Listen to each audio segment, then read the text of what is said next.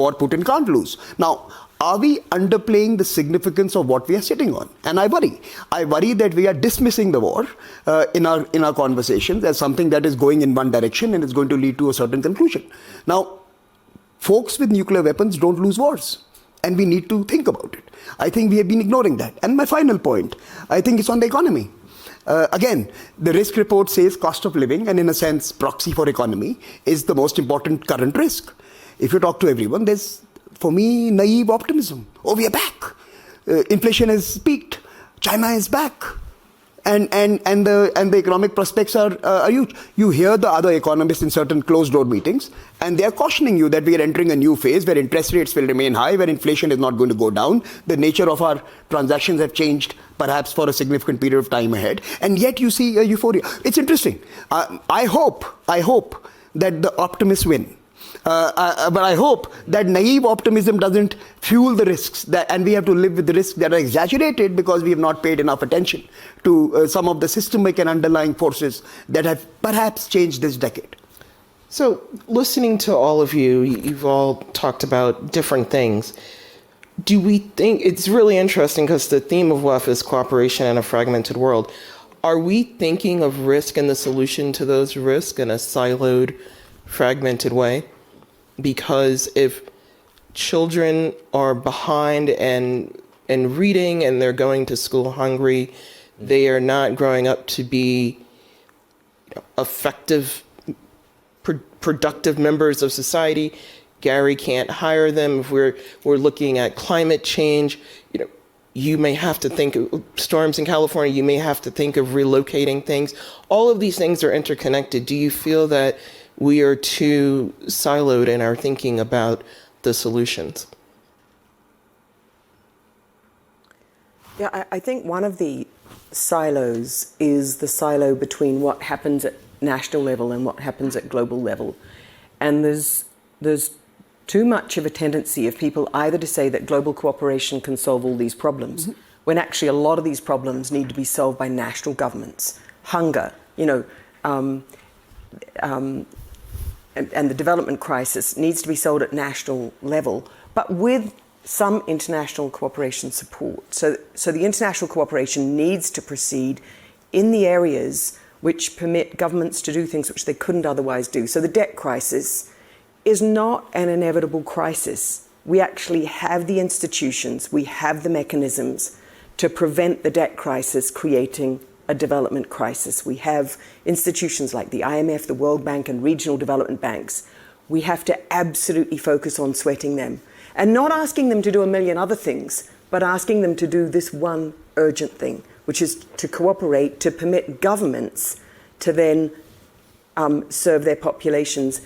I would really underscore, though, that national governments, that there's a reason why we're seeing real polarization in countries across the world. And it's, Kimberly, it is what you say. It's people looking at how many people in their own countries are underserved and saying, who is it that's serving them? And they're looking at us sitting here in Davos saying, what are those guys doing? So do you have any thoughts on this, Samir, in terms of... I think it's right. Okay, let's go back to the last 2 years, the pandemic. And we can all criticize clumsy global efforts and coordination, etc., etc. But let's be honest. When I was in my house, locked in for months, it was my government I was turning to.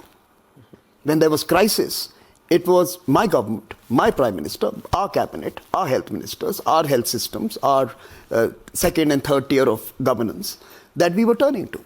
In some sense, we should drop the pariah, the complex of being this angel that can solve, the global community can solve everything that happens local. But I don't think we should underplay the importance of global coordination and cooperation.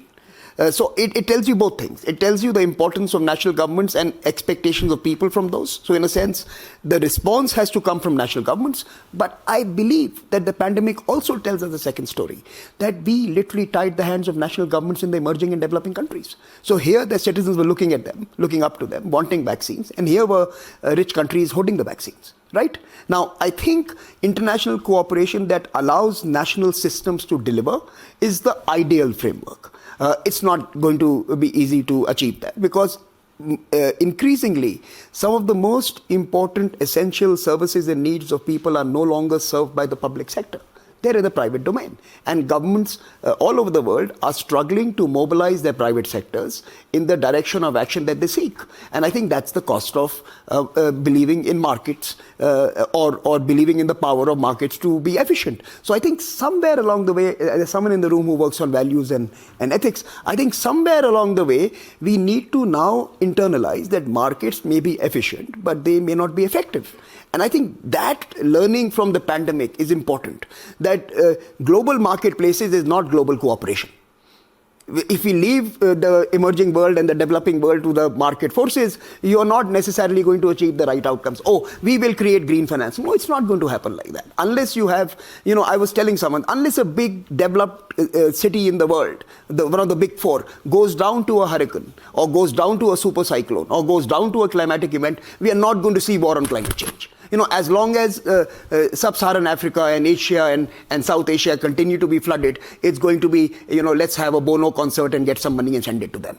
But till a big city goes down, war on climate change is not going to begin. And then the developed world public sector will start exerting its muscles. I think the public sector in the developing countries still are effective.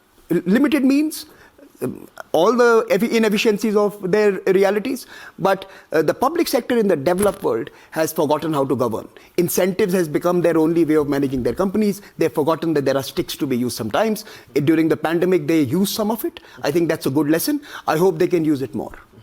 Minister, you wanted to jump in and I'll go to Ngaire? Yeah, okay, well, you mentioned a few times about what government has done during the pandemic. I think, first of all, as I mentioned earlier, recovery has been uneven, right? And I think I agree with you. There's food crisis, and we've seen in many of these countries. And what government has done immediately is to hand out with cash benefits, food programs, etc. And it's still actually happening. And we've seen from the report as well, IMF, World Bank has actually have revised downward the GDP forecast globally many times, right? And if you look at investment into the region, into developing economies, especially during the pandemic, it was down by 70%. Mm-hmm. And during the global financial crisis, it was down by 50%. So it shows how bad it was during that period and how difficult it is to actually recover in light of what has been highlighted in the global risk report. Even in terms of growth, yes, admittedly, we can see investment going up again post-pandemic, but it's up about 3.5%. This is half of what it was. The emerging economies grew in terms of investment about 7% over the last 10 years. And just during that recovery period, only went up by 3.5%. We've seen unemployment rate going down, but still at a level which it was not pre-pandemic. And for government, having to deal with this in the immediate term, and at the same time, and we hear the discussion about climate change, and I absolutely agree with you. There needs to be a clear roadmap to achieving what we all want to achieve. I think we all have the same end goal. Most countries have the target of net zero by 2050, some on 2040, but the roadmap is there. But for countries which is still recovering post-pandemic and at the same time facing the immediate risks, as highlighted, especially on cost of living, etc., then having to plan to meet those targets. And even and you must remember, most developing nations, emerging economies, is driven by small, medium enterprises, is driven by small businesses, and they do not have the resources to comply with the timeline given to them. So that roadmap is important, I agree. We need to have a clearer roadmap, but engagement is key, because that roadmap cannot be dictated by certain groups, because, like you said, every nation has its own challenges that we have to meet, and of course, every nation, even within the emerging markets, is at a different stage of development. So I think the foundation of all this is, of course, trust, right? I think we need to continue to collaborate, continue to engage. We can agree to disagree, but what's important is for us to start having this discussion, because in the longer term, you will see that whatever long-term mission that we have is going to be difficult to achieve if we can't resolve the short-term issues that we are facing today. So Ngaire, you're the CEO of a business. businesses are always looking to be more effective and to build resiliency and looking at short-term and long-term headwinds. And so how do you just live with the risk? What do you try to build in as a company leader to try to weather some of these shocks? And how do you see everything that your colleagues here are talking about as interconnected? Yeah, it's so interesting because I think all these risks are very much interconnected. And one of the things that I think about every day is agility and the ability to mobilize around efforts that have broad impact from an outcomes point of view, outcomes that are important to our stakeholders. And so it really is a cultural aspect. And how do you drive that across the organization, the engagement broadly with customers, and ensuring that as we think about that broader stakeholder community, how do we build enough agility that we can respond as risks evolve? Because as you were saying, and I think the report pointed this out in a really interesting way, the interconnectedness of all these risks then requires businesses to be very thoughtful about how to be able to respond no matter what happens. And if you just go back to COVID, while it had horrible impacts around the globe, one of the positive things is we learned how to change overnight. And all of us work differently, jobs from home. And I don't know that anybody would have been able to forecast that we could actually do that. I don't think anyone would have thought that the global economy would have continued through what was a horrific pandemic. And so I think that ability to respond and that agileness is something that has to be baked in. And I think we all need to be thinking about that every day, because I don't think we can always fully anticipate what's coming. Yeah.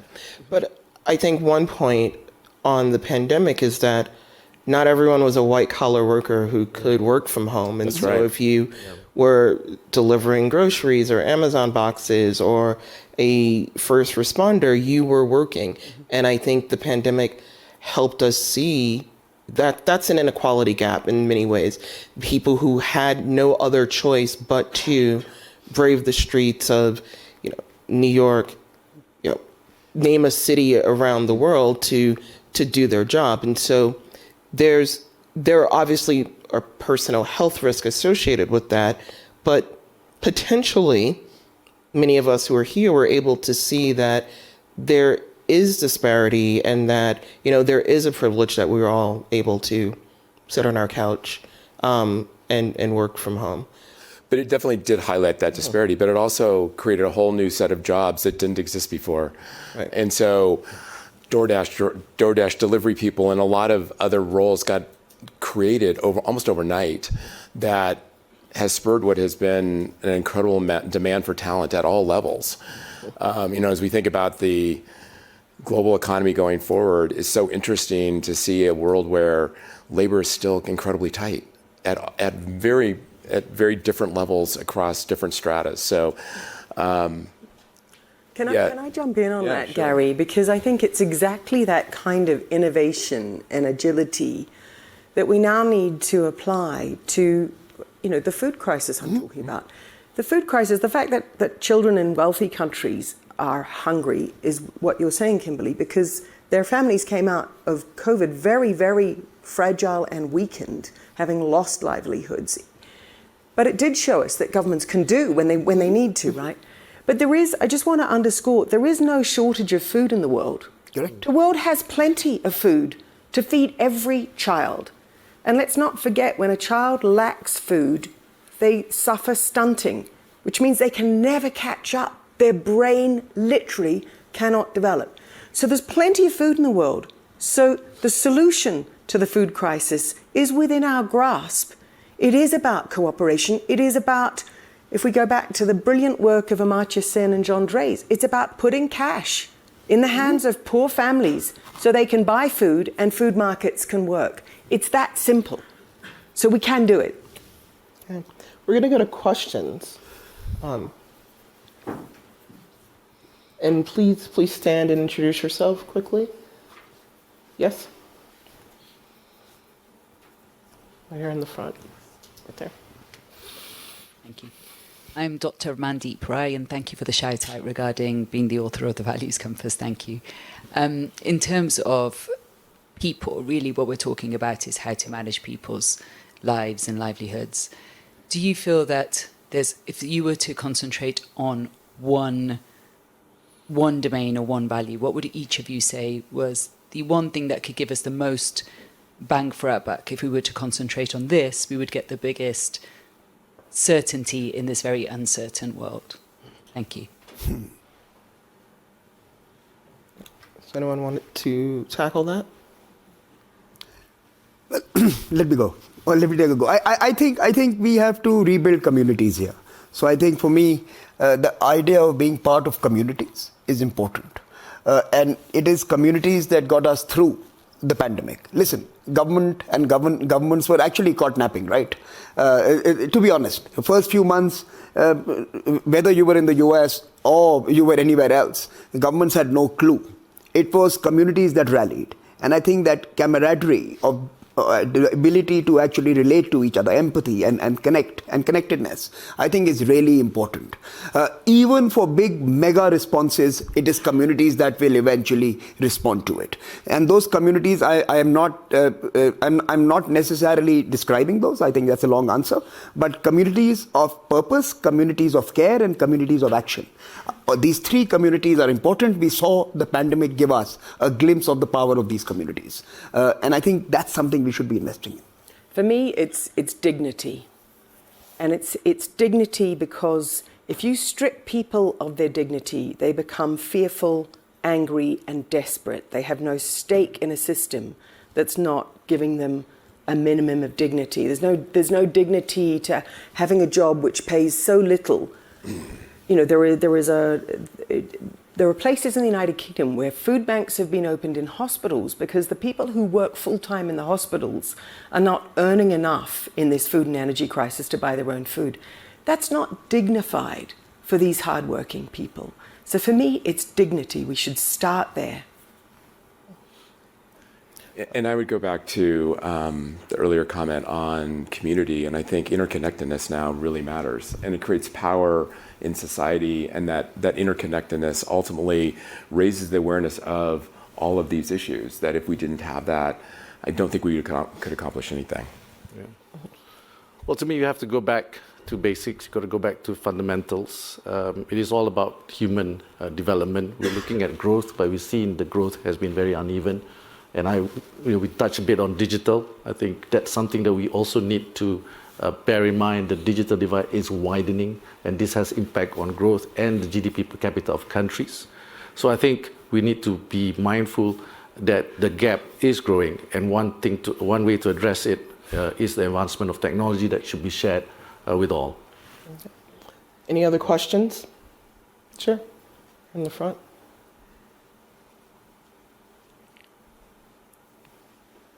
Thank you. I'm Heti Samosir, the curator of Global Super Community Burn Hub.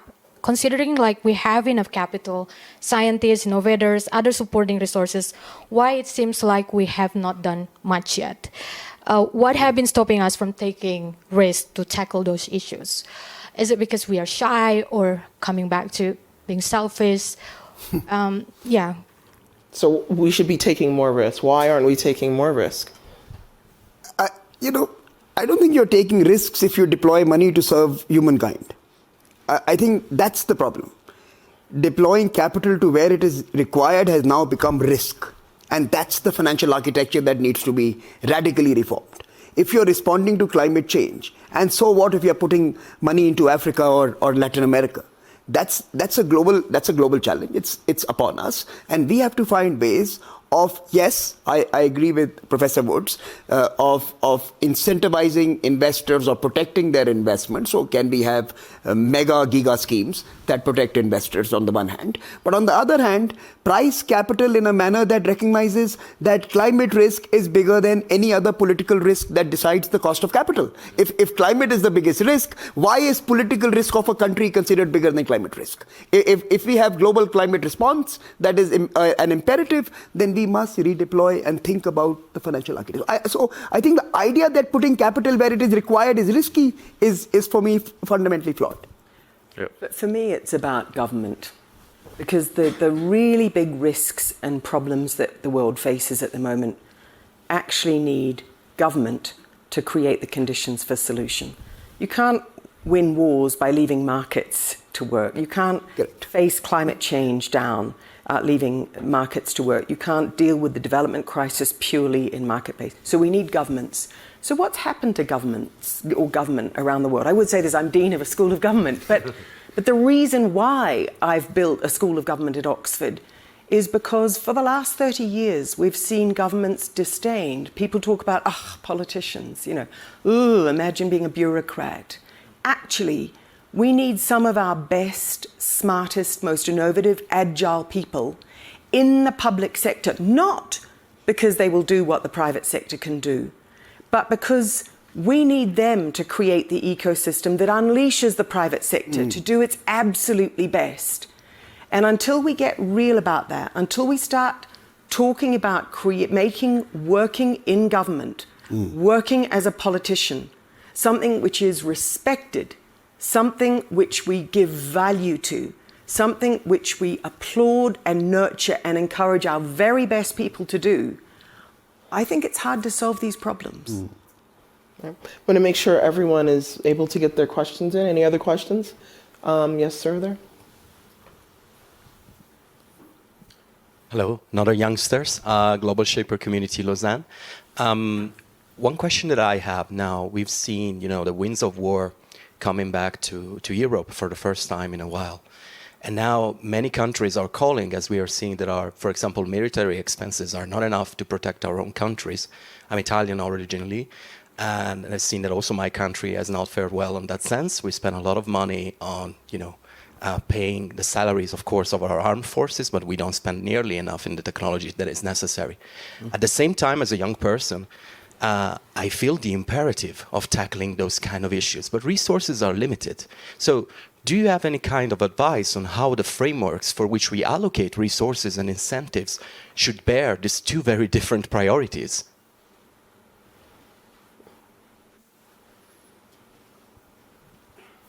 You may have stumped a panel. So I just don't want to do all the talking. Yeah, Minister, I think this is a question for you. Exactly.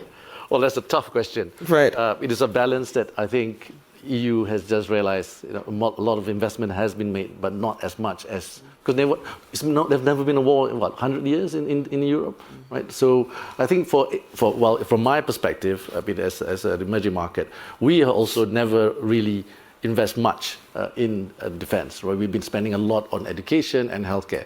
But of course, I think, again, we need to put things into perspective. The key for the global economy, for human development, which I mentioned earlier, is to again focus again on what is good for the society. So when it comes for investments, wearing my previous hat, we always have to look at what brings the highest ROI. And I agree with what you said. I think we need to have a rethink on how to price risk, right?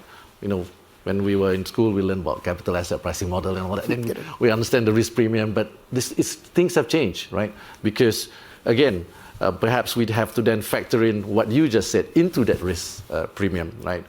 So because before this, the reason why governments don't invest as much as what you just said is because they don't put that as a variable into that risk premium. And perhaps we have to weight it accordingly, right? Perhaps, but to me, personally, weightage on human development is larger than perhaps that, because the cause of the whole problem is because of, issues about energy and etc. But to me, I think we need to relook about what is risk, put a weightage to it, look back at what risk premium means, and then we can answer your questions. And I think different countries, different regions will have different priorities. And as you correctly stated, some need more support than others. And we need to also look at that holistically. Can I say a quick thing on military expenditures? Because we can really learn lessons from history on this. If you're going to invest a whole lot in military and defence, it can be a fantastic way to develop good technology. It can be a fantastic way to develop a well-ordered military that abides by Geneva Conventions, that conducts war in what the world has decided is the most moral way. But equally, history tells us that if you don't do certain things, a big increase in military expenditures goes straight into corruption and rent-seeking and the worst forms of excess, which then stay with you. And think about the Cold War investments in what is now called the Democratic Republic of the Congo under Mobutu. Huge military investments in high-tech military that bore no benefit at all to the people of the country. So let's learn those lessons and use those military, the military budget increases wisely. So I think context matters. If you're living in a neighborhood like mine, I come from India, your neighbors don't give you any choice but to have a defense expenditure. Right, so context matters. I would agree that we have to spend a lot on SDGs, and we do, and that's clearly one of the largest chunk of our outlays. But we have never ignored the reality of an expansive dragon and an irrational actor on our western borders. We have 2 live borders, and we have to cater to them. And the debate in India is always, why are we not increasing our defense budget enough? I think the question is very different, right?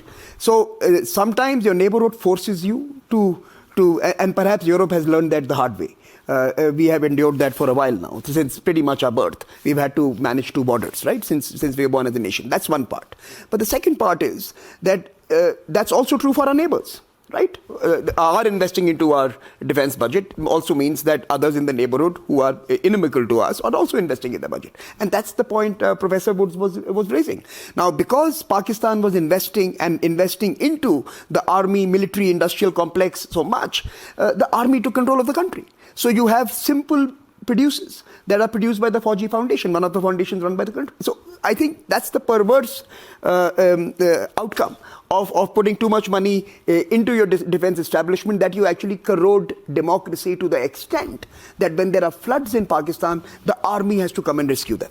They don't have a civil response system. When you have any sorts of emergency, it is the military that has to come to the aid, undermining the credibility of the civilian architecture. So you have a vicious cycle where investments in the military end of your society have resulted in the diminishing of your democratic and civil society institutions completely. So I think that's the point. You mentioned Congo. I'm giving you a more a modern example, or a more proximate example from where I live, which also, by the way, has nuclear weapons. So think about it. All right. I think we have time possibly for one more question. Okay. So my last question is, so do we just live with these risks? In the short term, at least, because it seems it's going to take a gargantuan effort by all parties to really make tangible change. So I just want to say, it's not the case that all risks should be avoided, right? There are some risks that should be taken. And part of the reason to analyze risks is to say, who's going to bear the burden if we take this risk? We're going to have to take some risks to deal with these problems. We're going to have to take risks, on climate, on insecurity, on development. I think for me, the guiding question is, who's going to bear the brunt if it goes wrong? And how do we think about that as we take the risk? Not to say we shouldn't take the risk. So risks, there's a risk that we treat all risks as negative and all risks to be avoided. And so we all should sit in a room with cotton wool around us and hope nothing goes wrong. Right. So completely agree with that. Just another idea. I think living with risks is also now about making certain government strategic decisions. For example, let me give you one real example that all of us have to grapple with now. We know, irrespective of how ambitious and how efficient we may be in delivering those ambitions in terms of climate mitigation, we are going to be hitting a 1.5 degrees or 2 degrees rise in temperature, depending on how well we do. That is going to happen, which means already, and this is yesterday, we are seeing floodings, we are seeing sea levels rising, we are seeing folks lose irrigable land. You're seeing these changes already upon us. So there's one concept. Living with risks could also mean strategic retreat, that we have to start thinking about actually, in a sense, conceding that certain areas cannot be saved. Are we thinking about it? Instead of waiting for forced migration due to climate action, are we really thinking about bringing communities to higher ground or dry ground, or creating incentives to create clusters that can move people from harm's way to safer territory? We have to be thinking about. So living with risks is also about understanding that there are solutions that we will have to take, which will allow us to navigate those risks. Besides, of course, pricing them and taking a call on making some of those bets. Gary? I think about the fact that we will always be faced with risks that we have to take, but there's a broader thinking about where can we build some level of resilience that we have the ability to respond when some of these events happen. And you can see some really good examples of that across society, across tech, across other areas. But I think a big aspect of this is how do we find, in those higher priority risks, how do we build some resilience so that we don't suffer the absolute downturns that could ultimately happen? And finally, Minister. Well, I agree. We have to live with risks. You know, we live with this every day. You know, what I think is important is learning how to understand how to mitigate that risk. And when we go in the car, we wear a seatbelt, for example. But for the economies and for public sector, you rightly said that what happened if that failure, you know, who's going to pay the price for taking that risk? So to me, I mean, wearing my public sector hat, I think one thing that markets also have to understand, of course markets are imperfect, but government alone cannot resolve issues about risks. So there is a need to have collaboration with civil societies, with companies. So it has to be a whole of nation approach towards managing a risk. Okay. That's a good way to wrap that up. I'd like to thank our panelists. I'd like to thank the audience in person and virtually. And that concludes our session. Thank you.